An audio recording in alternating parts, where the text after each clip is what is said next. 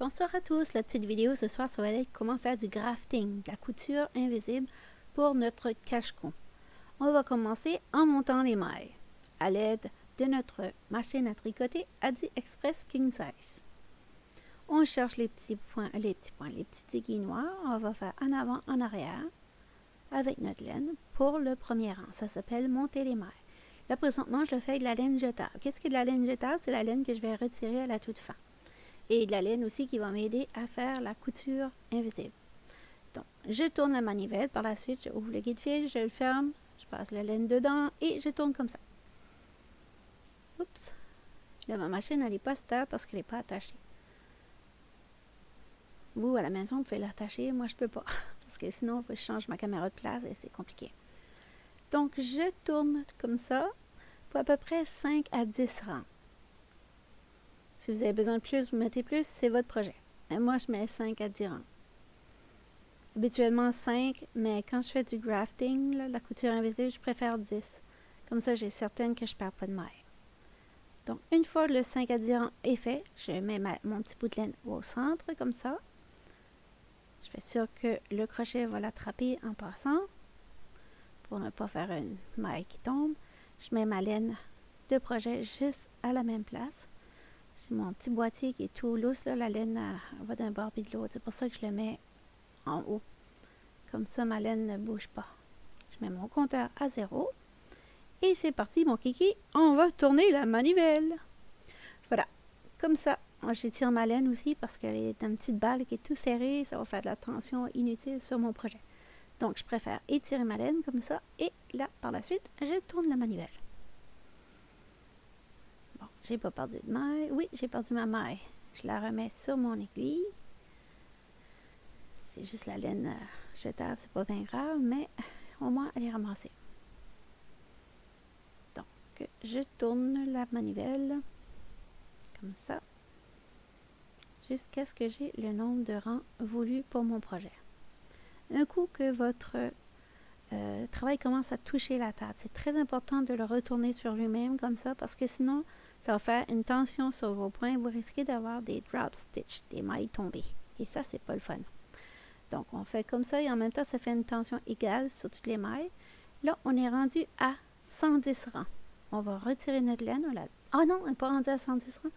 Je vais ajouter de la laine parce que j'ai manqué. Là, je fais ça avec des restants de laine que j'avais. Donc, j'avais 2 balles de rose. Je tiens ma laine, je l'attache par la suite. Comme ça. Un petit nœud. C'est dur de faire un nœud à la caméra pour que vous voyez comme il faut. On va faire de mon mieux. Et on fait un double nœud. Voilà, on pose tout ça au milieu pour être certain que ça ne prenne pas dans l'engrenage des aiguilles. Et on continue.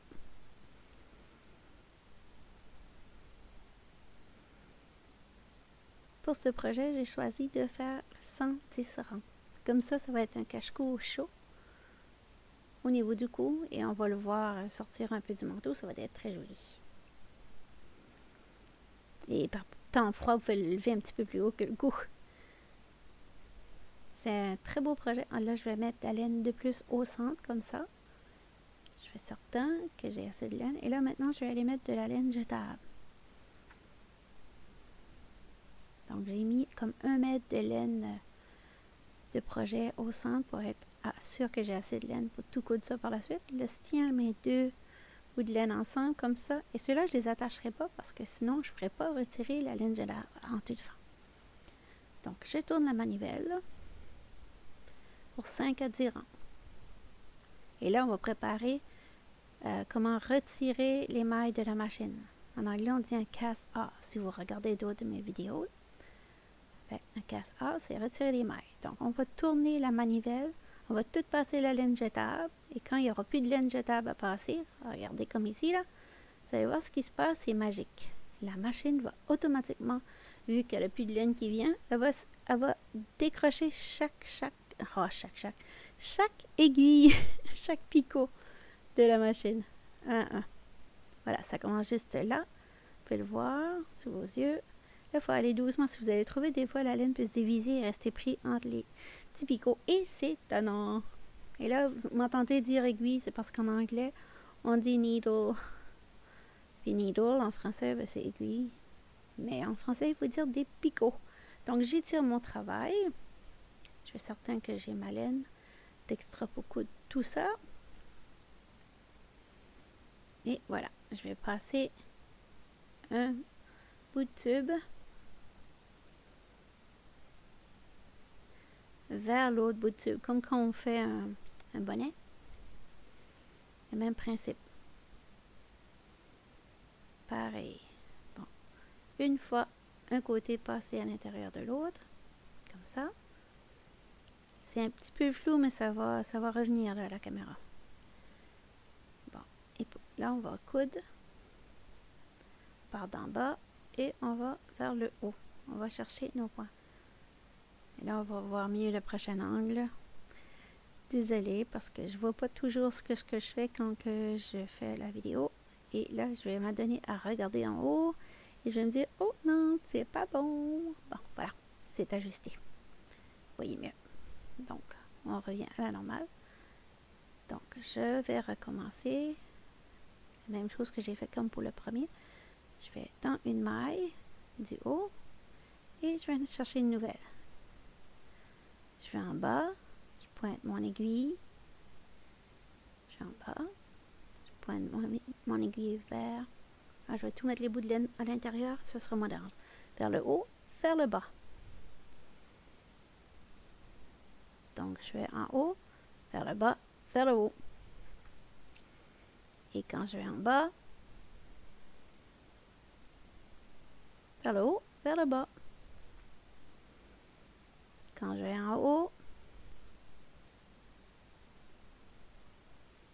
je vais chercher l'ancienne maille.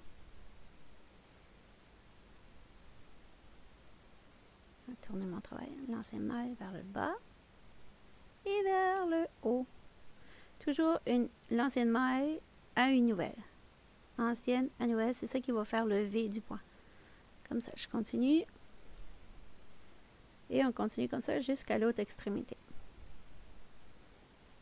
Là, je vais passer en accéléré dans pas long. Et si vous avez vu, dans les dernières semaines, j'ai fait le cache-oreille qui va avec ça, le headband. C'est une belle idée pour faire des cadeaux de Noël, des cadeaux d'anniversaire, des cadeaux juste d'amitié. Ou même pour les sans-abri, ça fait des beaux projets. Et en faisant ce point-là, ça donne plus d'extensibilité à votre projet. Comme ça va passer à travers la tête parce que des fois, on va faire un autre genre de couture, ça va être trop serré. Celui-ci, ça permet d'être plus élastique. Si vous avez de la misère à comprendre celui-là, dans la description vidéo, je vais vous mettre le bandeau. Et peut-être qu'en regardant la vidéo du bandeau, ça sera plus simple. Des fois, différentes vidéos, différents angles, différentes explications, ça peut rendre le travail plus facile à comprendre. Mais donc, si vous comprenez celui-ci, c'est parfait, vous n'avez pas besoin d'aller voir l'autre. Mais sinon, ça peut être une option. Moi, j'ai pas de problème avec ça. Parce que je me dis, plus qu'on regarde, plus qu'on apprend. On peut voir le point qui est en train de se faire, ça fait joli. Et là, vous inquiétez pas si vous ne prenez pas ça tout d'un coup, que vous vous trompez. Ça a pris 3 jours là, pour figurer comment le faire comme il faut. Mes premières tentatives, c'était pas fameux. Mais bon, il faut bien commencer quelque part. Là, on arrive fini. Ça va être le temps de décoller la laine jetable. Là, je vais décoller la laine blanche. Mais elle était toute prise en tapant. J'ai dû couper la vidéo sans m'en rendre compte. Mais vous allez voir comment retirer la laine vert kaki. Là. Et le blanc, désolé, je n'ai pas continué d'enregistrer. Ça faisait 20 minutes que la vidéo tournait. Donc, à toutes les 20 minutes, ça se coupe tout seul. Donc là, vous allez pogner le petit bout de laine et vous allez tirer dessus pour retirer la laine jetable. Voilà, comme ça. Et vous pouvez récupérer comme ça en faisant une petite balle. Moi, la petite balle blanche, elle est à côté. Vous le voyez dans l'extrémité à gauche. Et là, vous allez voir la petite balle de verre. Voilà, on a enlevé. Ça donne ça. Là, on étire. On étire, on étire. C'est ma deuxième tentative en vidéo pour ce point-là. Donc, soyez indulgents. Je sais que c'est pas parfait, mais quand même, vous allez pratiquer et avec les indications que j'ai là, je suis sûre que vous allez être capable de le faire assez rapidement. Bon, là, on va cacher le petit trou que ça fait. Je vais chercher dans la barre, faire une loupe et je tire et je ferme. Pour ça, je vais cacher mon bout de laine. Oh, il y a un petit trou encore. Je vais aller chercher l'autre maille à côté. Et voilà, ça cache le petit trou. Et je vais cacher ma laine entre les deux épaisseurs de laine. Faites attention de ne pas encrocher l'autre épaisseur. Comme ça ne va pas arrêter d'étirer. C'est quand même flexible. Vous voyez, ça regarde bien. La raison que j'ai un petit bout qui finit pas à la même place, c'est parce que j'avais pas assez de laine pour me rendre jusqu'à l'aiguille noire. Oh, pas l'aiguille, mais les picots noirs. Donc, c'est pour ça que j'ai une partie, un bout de laine en avant et un bout de laine en arrière. Et voilà, c'est tout simple comme ça. Tant c'est le début. Voilà. Et je cache à l'intérieur.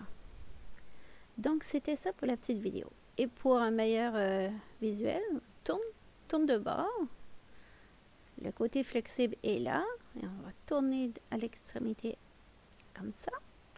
Et voilà, c'est terminé. Donc, vous avez votre petit cache-cou, votre snood, comme vous préférez.